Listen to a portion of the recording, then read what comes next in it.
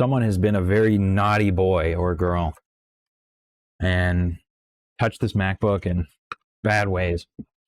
Our initial symptom on this, I would bet that this just has like some early stage PP bus short.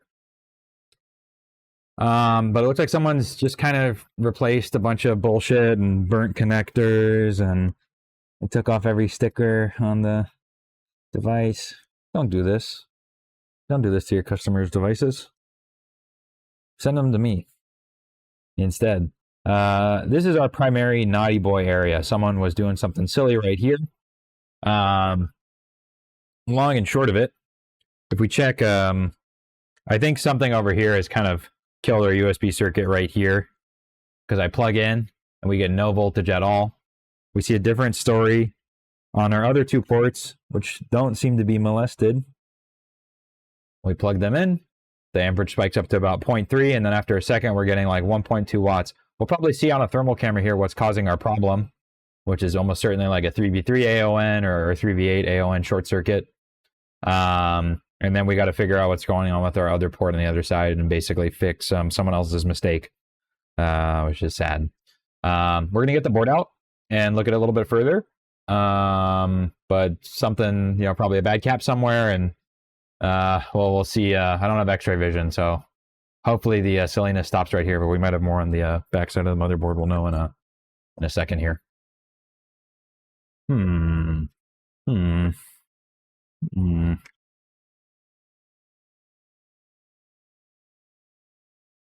Looks like someone was kind of soldering a lot of random things on this to see what would happen. I think that if we see right here, this is our port where we weren't getting any voltage on here. This buddy right here, port connectors right up here. We had some solder kind of mess over here, and right here it looks like, and we can see that this cap here is has some oxidation on it. I think probably this USB controller is bad here. On these boards, the C controllers are paired by location and board, so I'll need to pull one off of a donor that I have reballed, and it needs to be this exact one from my donor, which is annoying. That's okay though. We'll do that.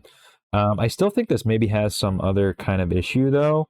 I do see I see different behavior on our left side port over here than we see on the other ones. I'm just going to plug it in on our other ports because I think we're getting enough current draw to maybe see an issue. So let's get this plugged in. Let's look in our thermal camera. Oh, thermal vision.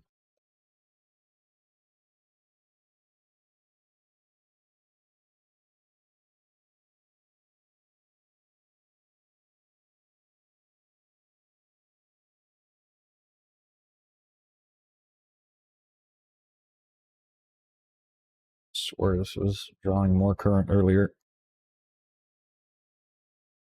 Don't really see any thermal signaling. Let's use our brains.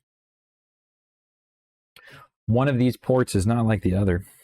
And just for example, this is the port from the one that we saw getting 0 voltage when we had it in the chassis, and we can see it does draw voltage fine on the other side. It also looks, fine. It's not corroded or anything. So those ports on that side are doing that. And we plug in right here where we have silliness. It's like cycling around between 0 and 5. That's a pretty dead giveaway, this sort of behavior here, that we have a bad C controller. I'm thinking that something over here was just done wrong too, like they tried to reball this and it's not incorrectly or something like that, but we'll see. I suppose let's...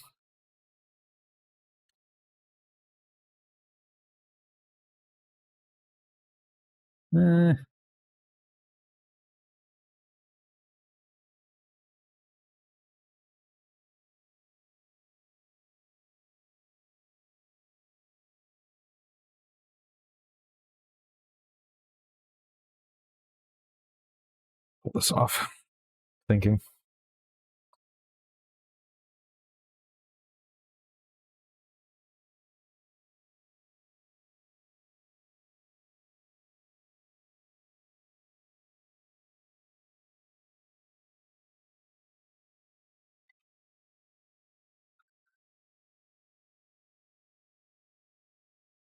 think we have a few damage traces too. Let me wick these and then clean it, and we'll just get a better look here. Someone might have kind of stabbed into the board with tweezers or something like that.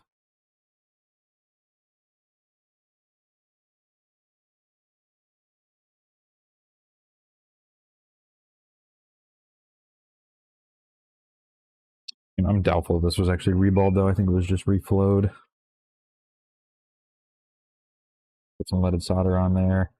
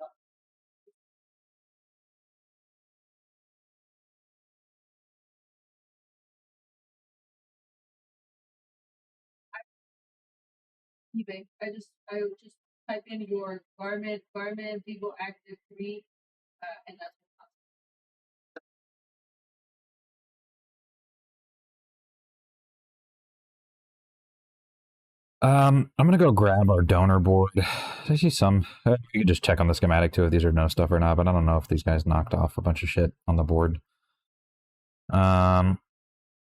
This very well might just be our problem, and that's it. Hopefully they didn't desolder that other chip on the other side of the board. Time will tell. I'm gonna go grab a donor. All right, we're back. So we have our, patient board already prepped to install the new chip. We're gonna remove one off of an identical board from the same spot, reball it, put it on there, see what happens. There's a decent enough chance this will be okay after this. We'll see. Okay.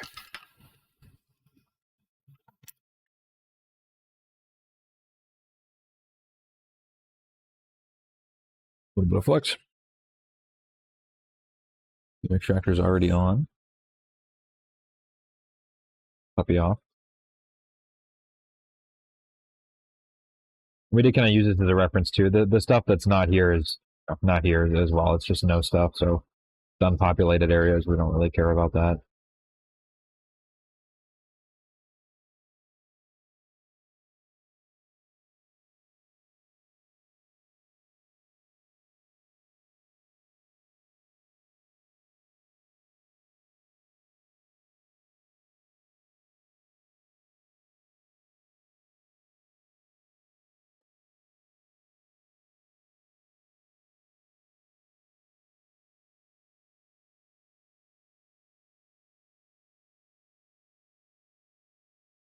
This silver, put the solder on here.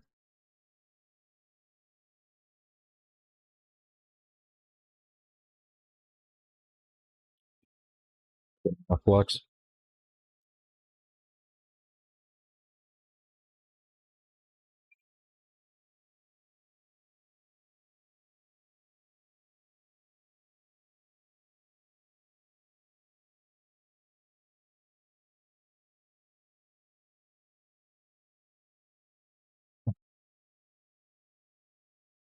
Clean this.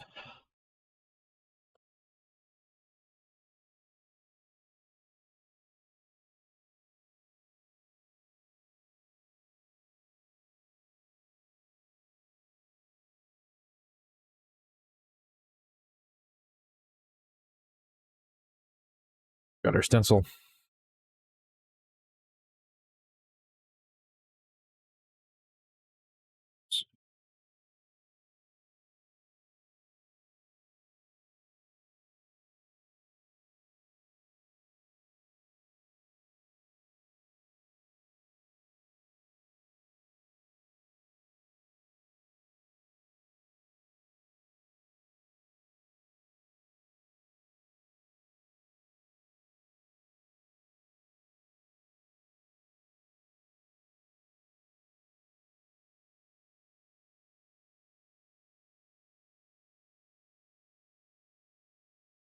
Most chips that you're gonna work on, you can just use like a universal stencil. This is one of the few that you're gonna see on MacBook that has kind of a uneven distribution of balls. This would be there's probably some universal spacing that still fits in this, but I would just I mean, this is something you have to reball because semi-often you're fixing these with any regularity, so it's a good idea to have a stencil for it specifically. You already have some paste ready. Lined up.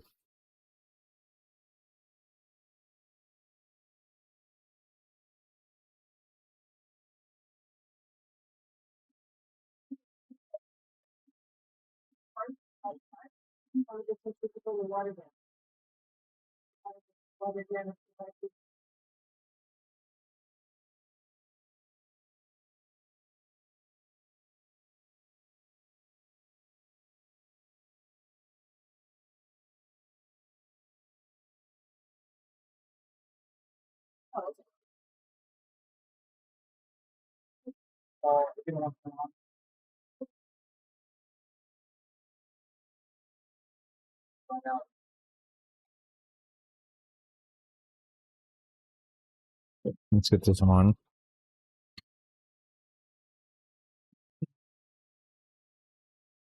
Okay, we don't need too much flux. Should be fine. Pin 1 is going to be in our lower left. Get this on 430, 120 airflow. Get this a little bit more center here. Something like that. And then we will sneak up on the chip. It doesn't run away.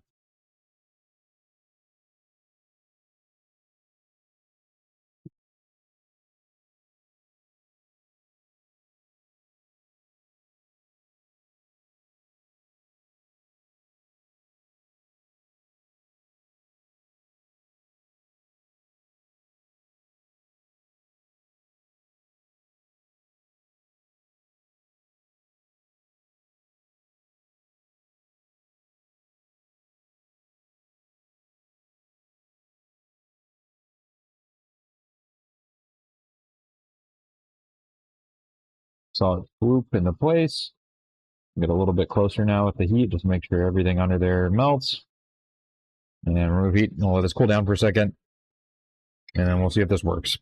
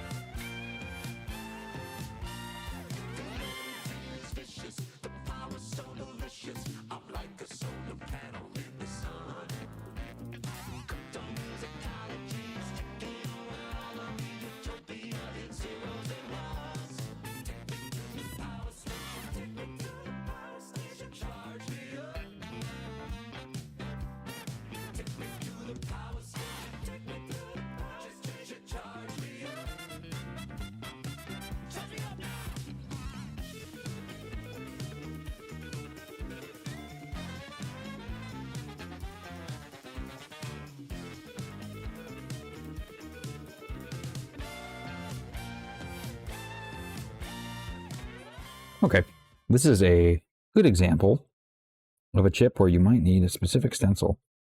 Mac M1 CPU T equals 0.12 millimeters from Amoy, MOE.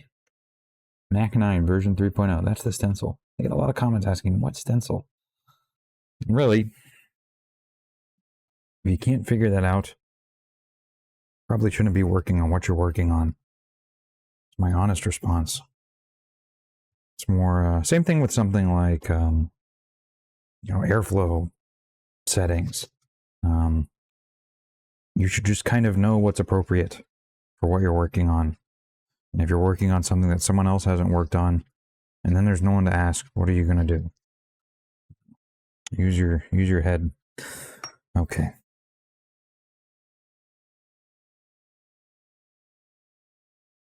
I'm drying out thermal paste with a paper towel. And then we're going to smoosh onto this stencil.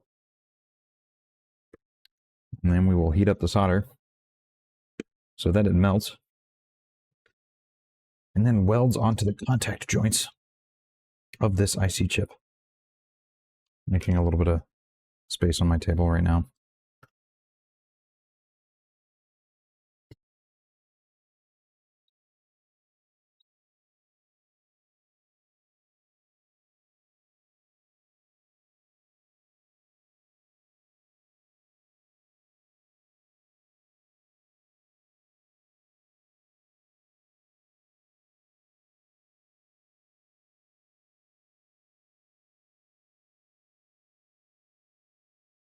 Okay, let's get this a little bit more on point, like so.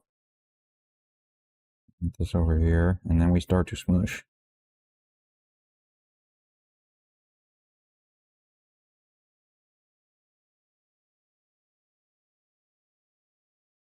Come at it from another direction as well, just for evenness' sake.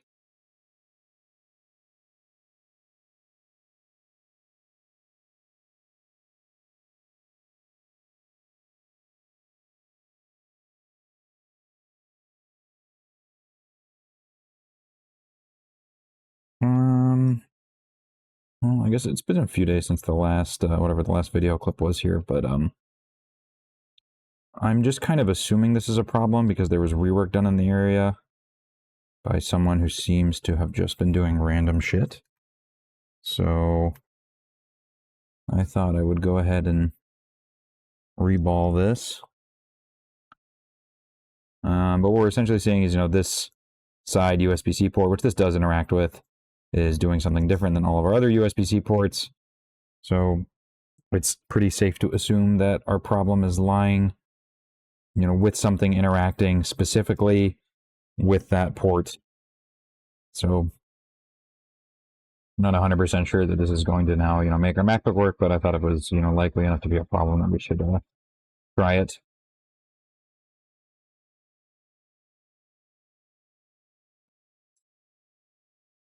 Be nice.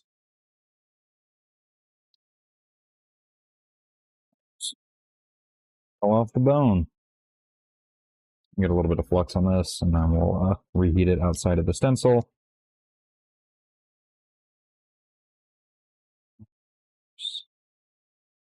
Something like that. We'll use the rest of our flux later.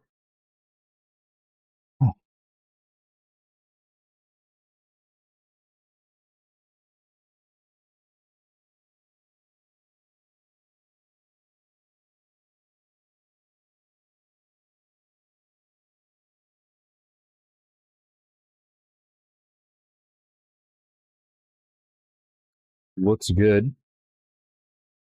Let's get our board out.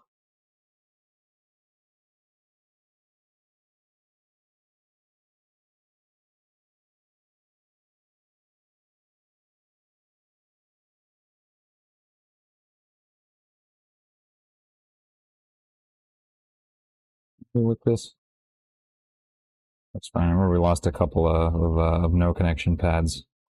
We don't care about those. They don't do anything. Just like what they say in the name. Okay, where are we? Here.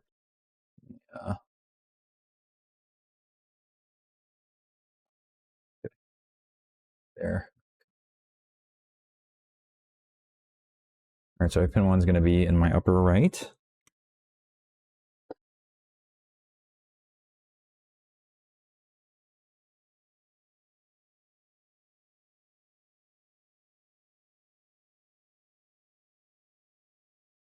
It's a good pin 1 marking. You know, a lot of chips there. Very hard to see. This one's nice and easy. Just going to go ahead and kind of melt the flux that's in this area.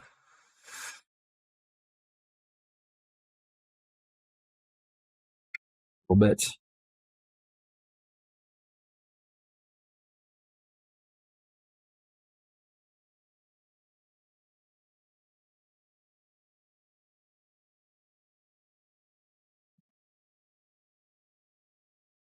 Probably going to be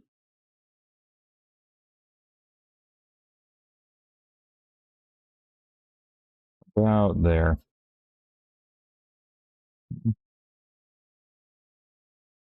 Go up a little.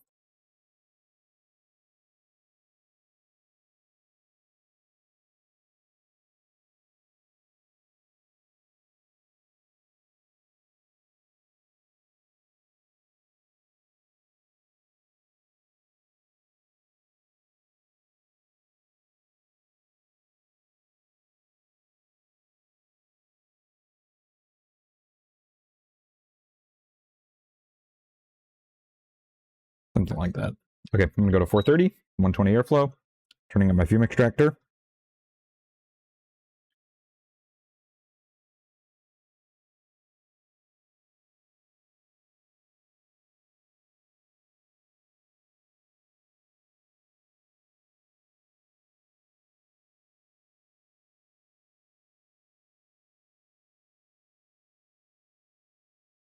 We sneak up on it.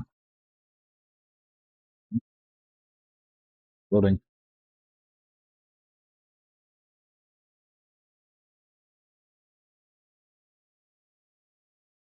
Go a little bit lower on the airflow.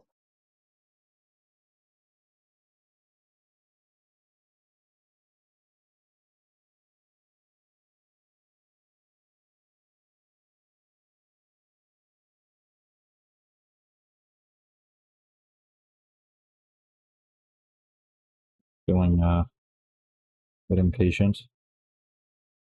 Hold it down with my tweezers.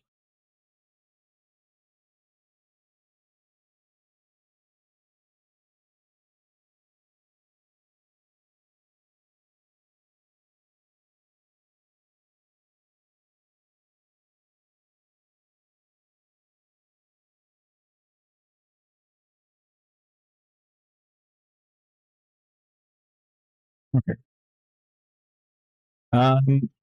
We got that on. We'll see if this works now. I'd say maybe. Probably something else going on here too. Someone was messing around here and they were a bit of a silly goose. I don't know why they would have been messing around here in the first place. I think someone might have been working a little bit too much off of a feel here. You know, this ain't the blues, buddy. You know, this is jazz fusion. We got a little bit of feel still, but you know, we're not going full sheet music like a classical. Okay, well, we'll be back when this cools down and we'll see what it's doing. Okay, not too surprised. We see exactly the same behavior. So I'm looking more at our USB-C area, and what I do see, I mean, basically, our voltage here drops down to 0 immediately, which kind of means this is immediately running into an open line or a short. Our main DCN is not shorted, but I did see this diode here looks a little bit chipped, as well as some other ones down here. So some might have been a little bit in this area. We did already replace this USB-C controller. And really, I don't see too much else of note. We don't have any like shorts on early stage PB-bus AON rails. So again, it's like we more have an isolated issue with this USB-C circuit for a port on this side. I have a donor right here. I think I'm just going to replace this big diode first. This little one's like a little bit chipped, but the core is not really exposed. And I feel like if you see this sort of thing on these, that's kind of a sign there might be an issue there. Or, for example, our DC infuse isn't blown, anything like that. Yeah, something here is just making our voltage go down to nothing immediately. I'm just going to get a little bit of flux on there. We'll remove that. And then we'll grab that one and swap it. 30.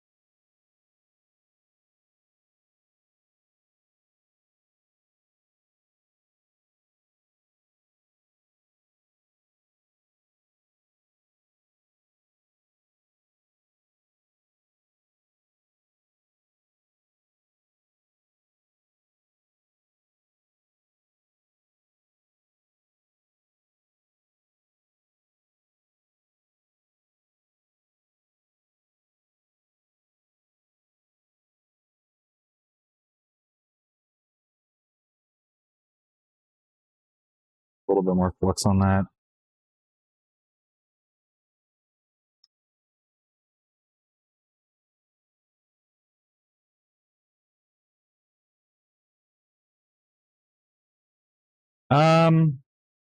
Gosh, I really wonder what our original fault was on here. I wouldn't be surprised if this just had a bad USB-C controller, and then maybe just some other stuff in the area was damaged.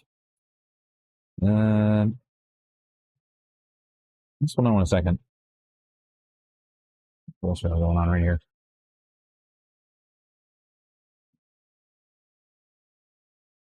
We'll see. Or we have some weird shit where this is like not signaling properly. I feel like if our voltage is going down to 0, though, we must have an issue with our main, like, you know, VN, basically. If not these, I maybe want to swap this fella. This is just kind of doing like data line stuff, so I'm not as concerned about it. Well, hold on a second. We're going to let this cool down for a moment. And then we'll see if it works. Okay, so same thing. We're just going to keep... I might just replace several things. So we're not sure what's causing it, but in a diode mode measurement on... Let's just actually look at just our patient board here. On this original USB line, we're getting like there we go, 0.13. Every other on the device gets 0.185, so this is a little bit low. So it's not low to a point where like short circuiting. I'm still thinking there's like a diode or a resistor or something over here that's bad, because we also don't see anything get hot on the board. I think I'm gonna go ahead and replace this guy, and we're gonna kind of just keep following our voltage in, more or less, and just swap stuff. It's not too sophisticated of an approach here, but you know, that's what we see. We did our big diode here. None of these are directly interacting with it. We don't have a short circuit on this line. It's a little bit over 100 ohms to ground. Which does seem a little bit low. I actually wonder what we're at on like let's just check like another side of the board here.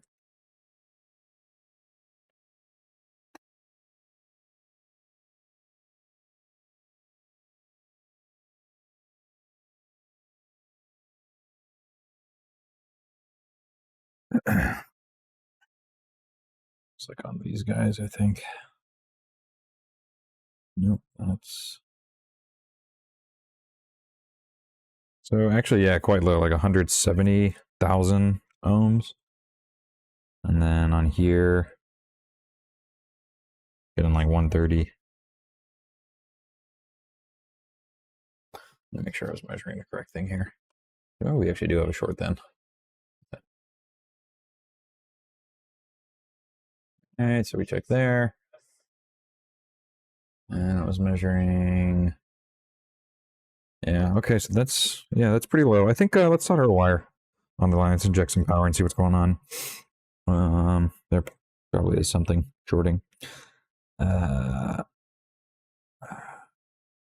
an easy spot for us to put that. You know, it does look like actually someone replaced this ROM.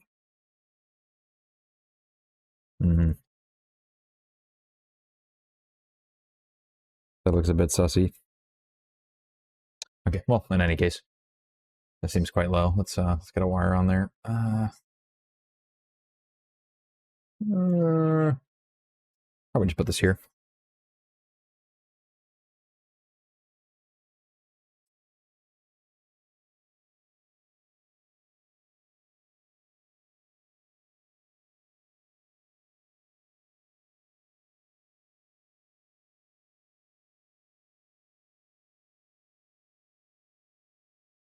Okay. My voltage injectee. Oh, already had a little wire on this. I didn't need to do that. Okay. And even though this is like a 20 volts line, 1 volt should be fine probably to see what our problem is. Maybe 2 volts. Okay. These are rigged up to the power supply.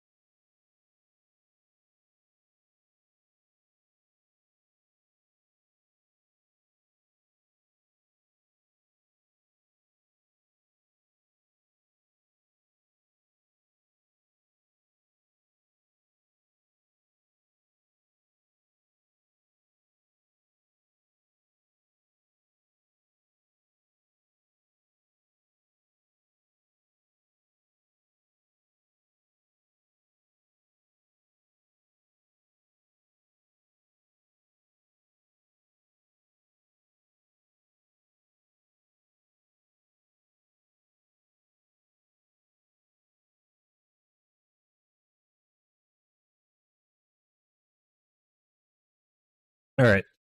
Not the ROM. You know, with the new ROM, it is doing something different. It'll kind of, pulse at like 1 volt. I just went around and started measuring more test points in this area, which is probably something I should have done quite a bit earlier. Thought I could maybe intuit some issues, but it seems I was being a dummy dipshit. So we have 0.63 here. Let's look at our patient board here. We have 0.0000. We have a short circuit right here.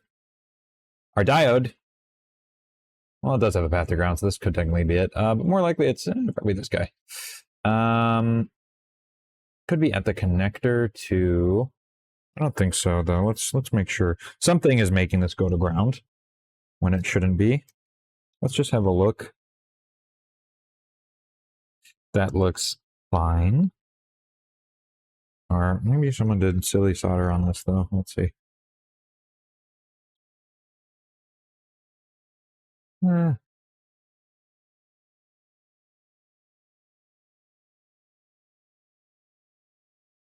really see those pins. I'm gonna go ahead and say it's probably this little guy here. Actually, I'm not sure what this does. Oh, does it really matter what it does? It's our USB-C Circuit protection, is it doing its job? I don't think so. I don't think so. Let's remove it and see if our short goes away. Now this feller is a BGA, so we're gonna have to reball our replacement one, but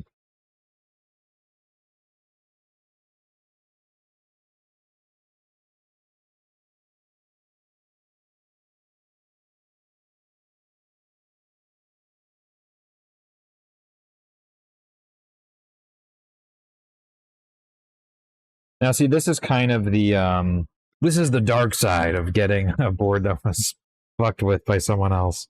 I don't know what they did. And I don't really know if they knew what they were doing. I reckon probably not, because this isn't working, so. Okay. So, I mean, that line just reads open now with that part not working. So, that's almost certainly what was causing our issue. So I'm going to take this chip and throw it in the trash. The bad boy. And we'll take our feller off here.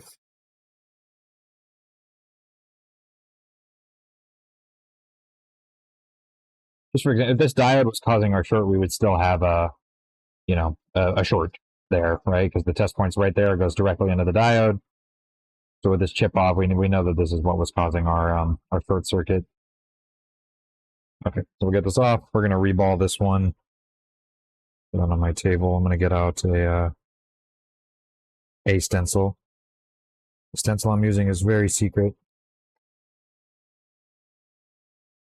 Super top secret.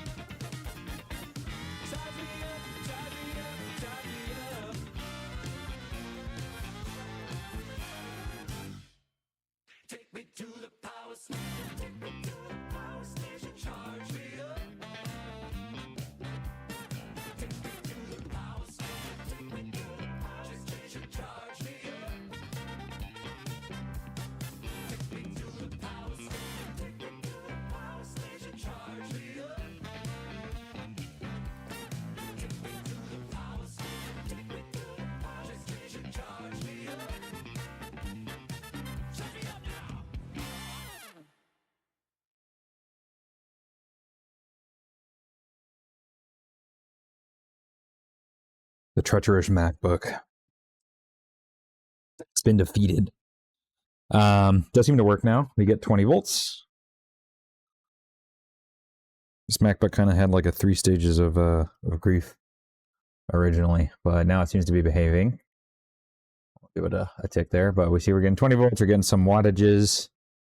Should be turning on. We're getting the same thing on all ports. Really, what made this annoying was that someone else worked on it before, and I have no clue what they did. I could only guess what they did. And what we saw essentially was a lot of flux right here. It looked like they maybe tried to replace this or rebuild it. I can't really see under this chip at any angle because there's a shield around it. So as far as I'm concerned, they smushed and shorted all these balls together.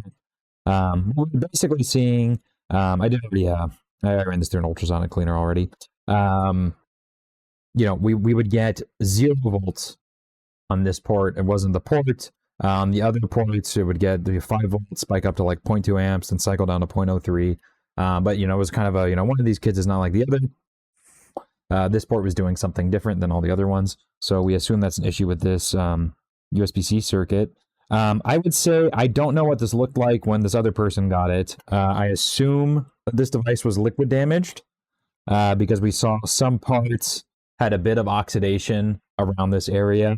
So like I know for me, like if this came in and I had liquid damage right here, I'm at the very least reballing the CD3217 and probably replacing it on this one because the port was doing something strange. So it also looks like they probably replaced the ROM on this.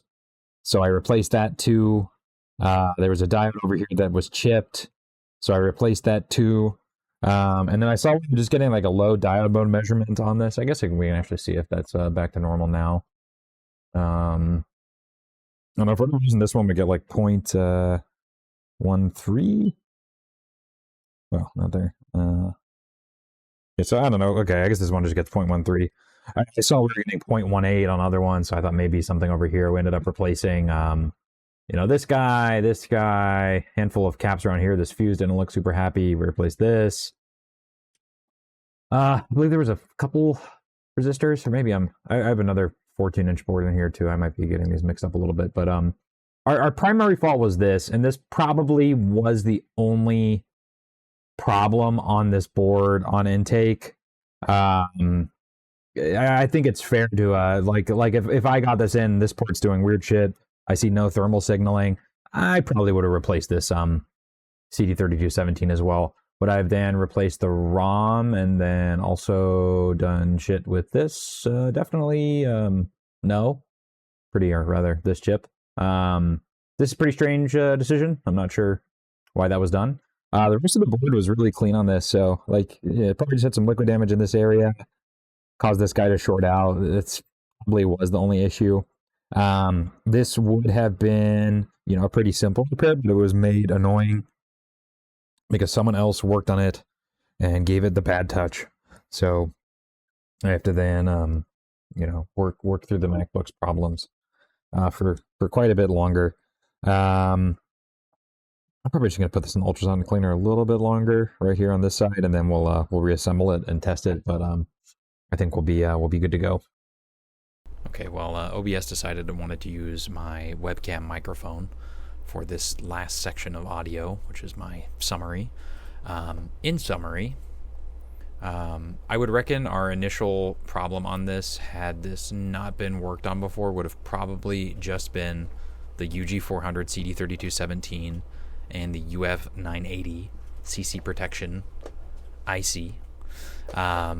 This was worked on by someone before who was doing some silly stuff, so I kind of, you almost have to assume that things were done incorrectly and replace them, or else they might just be, you might be circling back way too much. In any case, this one was still a bit of a longer fix, and it probably, would have been a 15-minute figuring out job rather than, several hours.